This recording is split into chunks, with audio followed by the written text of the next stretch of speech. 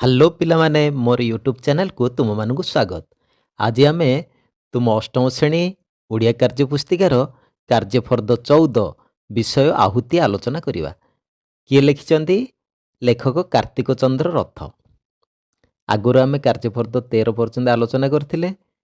ଆଜି ଆମେ କାର୍ଯ୍ୟଫର୍ଦ୍ଦ 14 ଆଲୋଚନା କରିବା। ଦେଖିବା କ'ଣ ଦେଇଛି। ଶିକ୍ଷଣ କାର୍ଯ୍ୟ 1।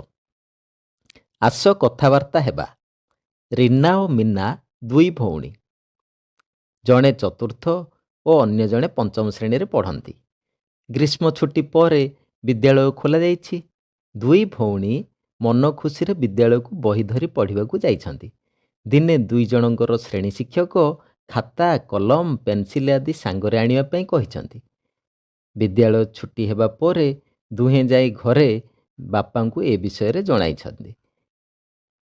ବର୍ତ୍ତମାନ ଦେଖ ରୀନା କ'ଣ କହିଛନ୍ତି। ବାପା, ମୁଁ ଆଉ କାଲିଠାରୁ ବିଦ୍ୟାଳୟକୁ ଯିବି ନାହିଁ। ବାପା, କାହିଁ ଯିବୁ ନାହିଁ? କ'ଣ ହେଲା କି? ମୀନା, ବାପା, ମୁଁ ମଧ୍ୟ ସ୍କୁଲକୁ ଯିବି ନାହିଁ। ବାପା, ଆରେ ଦୁଇ ଜଣ ଯାକ ସ୍କୁଲ ଉପରେ ଏତେ ଅଭିମାନ କରିଛ କାହିଁକି? ରୀନା ଓ ମୀନା ଉଭୟ ମିଶି, ତୁମେ ତ ଆମ ପାଇଁ ଖାତା, କଲମ, ପେନସିଲ ଆଣିନାହଁ। ଆମେ ଲେଖିବୁ କିପରି ଓ ପଢ଼ିବୁ କିପରି? ବାପା କ'ଣ କହିଛନ୍ତି ଦେଖ। ଓହୋ, ସେ କଥା ତ ମୁଁ ପୁରା ଭୁଲି ଯାଇଛି। ହଉ ହେଲା, ମୁଁ ଆସନ୍ତାକାଲି ଦୁଇ ଜଣଙ୍କୁ 200 ଟଙ୍କା ଦେବି। ତୁମେ ଦୋକାନକୁ ଯାଇ ତୁମର ଯାହା ଦରକାର କିଣି ଆଣିବ। ହେଲେ ସ୍କୁଲ କେବେ ବନ୍ଦ କରିବ ନାହିଁ, ମନେ ରହିଲା? ରୀନା ଓ ମୀନା ଉଭୟ ମିଶି, ହଁ ବାପା। ରବିବାର ସକାଳ 9:30।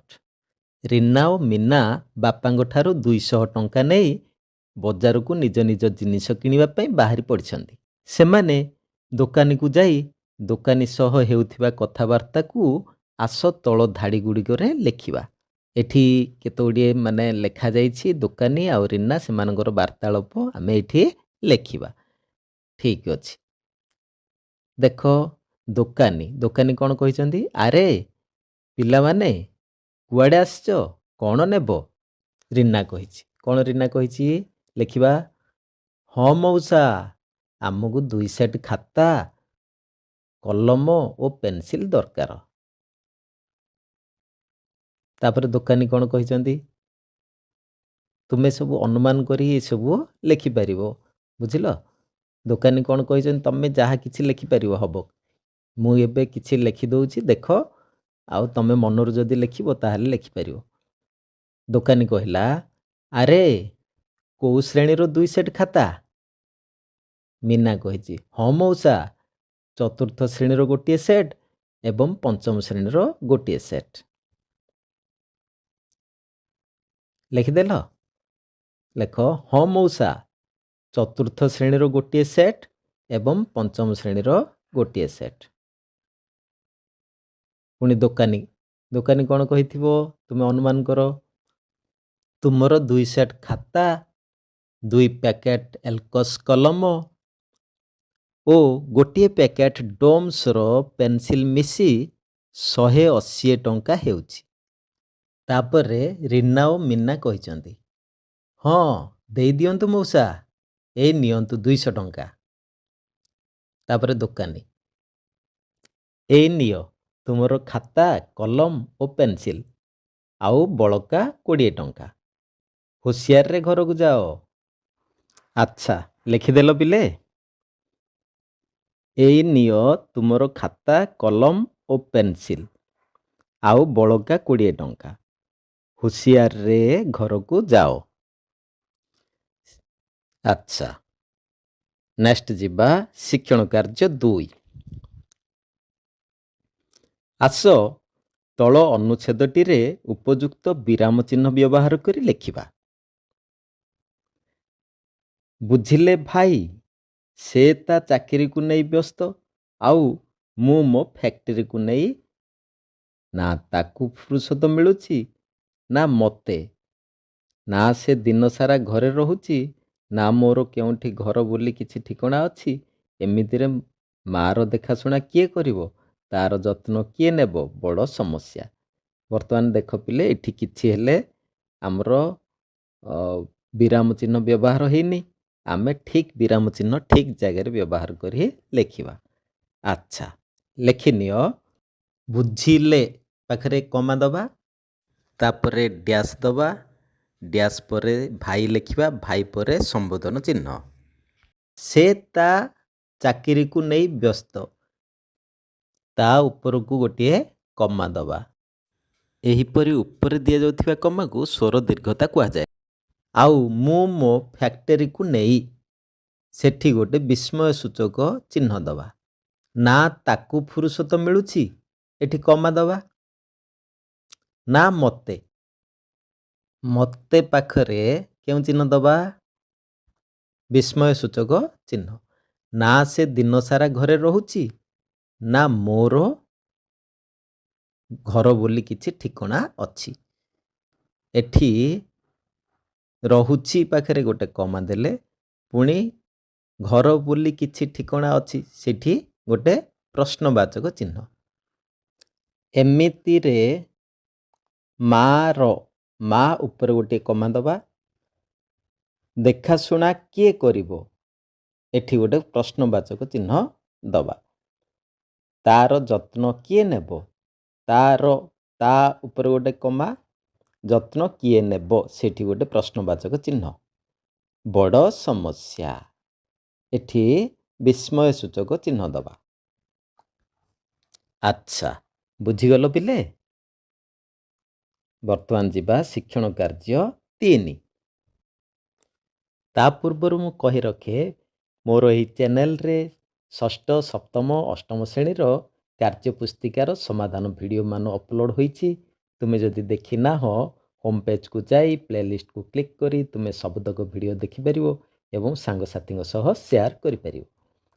ଯଦି ଚ୍ୟାନେଲରେ ନୂଆ ଅଛ, ତାହେଲେ ଚ୍ୟାନେଲକୁ ସବସ୍କ୍ରାଇବ୍ କରି ନୋଟିଫିକେସନ୍ ଅଲ୍ ବେଲ୍କୁ ଅନ୍ କରିଦିଅ, ଯାହାଫଳରେ ମୋର ଆଗାମୀ ଭିଡ଼ିଓର ନୋଟିଫିକେସନ୍ ତୁମେମାନେ ପାଇପାରିବ ଏବଂ ସମସ୍ତ ଭିଡ଼ିଓ ଦେଖିପାରିବ।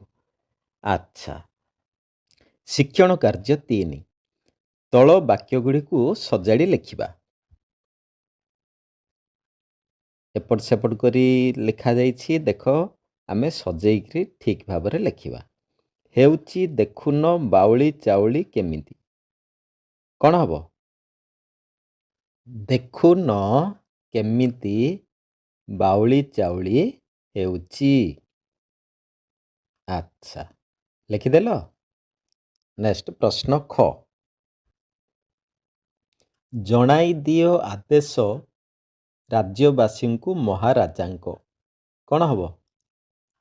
ମହାରାଜାଙ୍କ ଆଦେଶ ରାଜ୍ୟବାସୀଙ୍କୁ ଜଣାଇ ଦିଅ।